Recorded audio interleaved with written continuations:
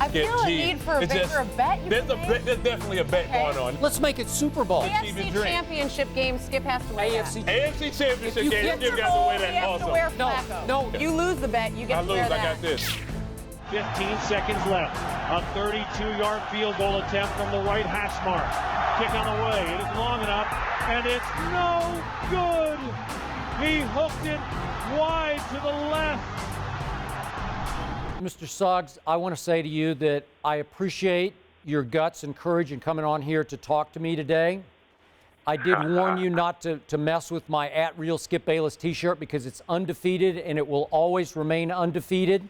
But I felt sorry for you. I want you to know that because you got kicked, as in kickered, right in the stomach yesterday by your little kicker. I hate place kicking. I don't like games decided by place kicking. And I want you to know that I did feel for you and Ray and Ed because their windows maybe not be closed yet, but are closing. Your response to that?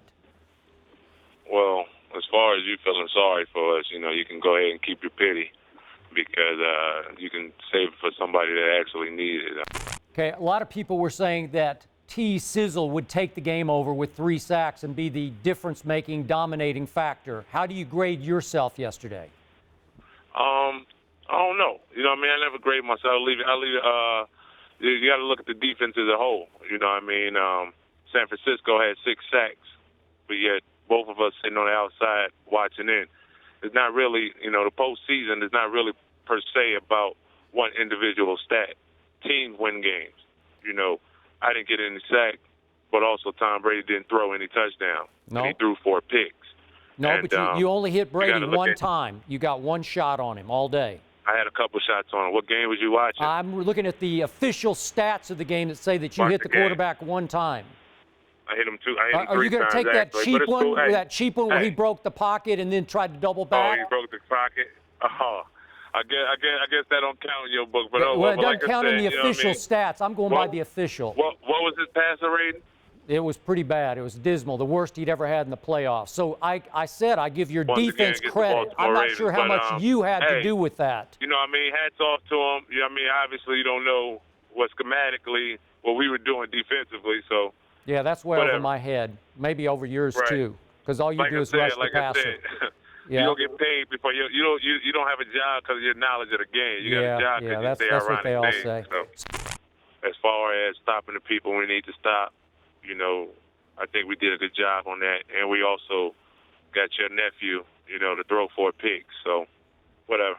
Yeah, my nephew did not play well against your defense. I think your defense is in his head. Would you agree with that? No, I don't think so because he's going on to play in another Super Bowl, and we at home with our kids. And so, you might have to deal with them next year, right? That's all right. We ain't scared of no man. You see how we played him. We the only one he didn't throw a touchdown against this year. Good point. And speaking of quarterbacks, I have been hard on your quarterback, the one you call Cool Joe. You defended him all year.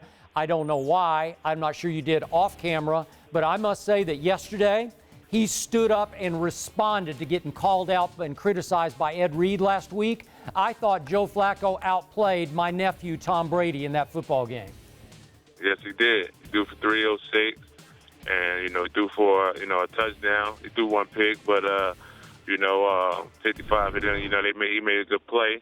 But he didn't even get his head down, let us right back down the field again, gave us an opportunity to win the game, and that's why he's Cool Joe. Did you think he outplayed Brady? Yeah, he did. Hands down. Good for you, because he did.